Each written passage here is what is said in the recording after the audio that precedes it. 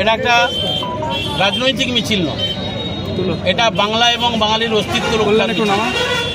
যেমন করে স্বাধীনতা সংগ্রামীরা বাংলা ভারতবর্ষের সাধারণ মানুষের অস্তিত্ব রক্ষার জন্য স্বাধীনতার দাবিতে লড়াই করেছিল, ঠিক আজকে আমার মনে হচ্ছে এতদিন রাজনীতি করে আজকে এটা দ্বিতীয় স্বাধীনতা সংগ্রামের লড়াই মমতা বন্দ্যোপাধ্যায় বাংলা থেকে ডাক দিয়েছে।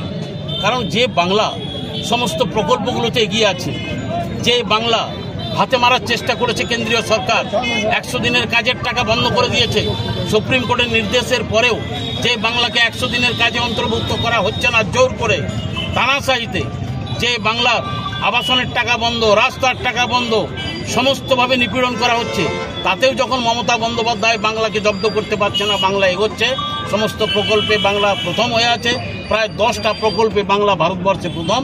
তাই এখন বাংলা বাঙালিকে জানে মারার চেষ্টা হচ্ছে। বিজেপি শাসিত রাজ্যগুলোতে বাঙালিদের উপর নির্মম অত্যাচার চলছে, ডিটেনশন ক্যাম্পে পাঠানো চলছে, মারধর করা হচ্ছে, অসম্মান করা হচ্ছে, বিদ্বেষ ছড়ানো হচ্ছে, জোর করে ঘাড় ধরে মাথা কামিয়ে ট্রেনে তুলে দেওয়া হচ্ছে। এই কোন ধরনের গণতন্ত্র, কোন ধরনের রাজনীতি? আর বাংলার বিজেপি নেতারা গোফে তা দিয়ে তাতই করছে। ভারতবর্ষের বিজেপি নেতারা বাঙালিকে অসম্মান করছে, তাই কাউকে না কাউকে তার বিরুদ্ধে আন্দোলনে নামতে হয়। মমতা বন্দ্যোপাধ্যায় এই আন্দোলন ডাক দিয়েছে।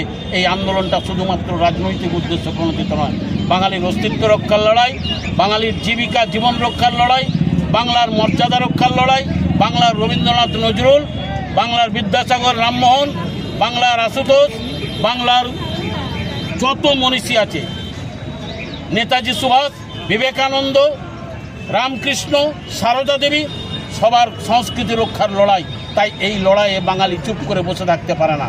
এই লড়াইয়ে আমরা আজকে অবতীর্ণ হয়েছি দিদির নির্দেশে, মমতাদির নির্দেশে।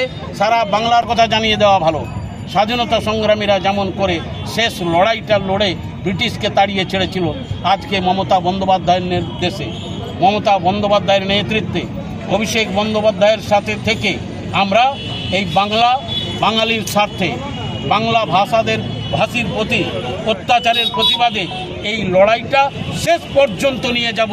বাংলাকে বাঁচানোর শপথ আমরা সবাই নিয়েছি এবং বিজেপিকে আমরা উৎখাত করে ছাড়ব।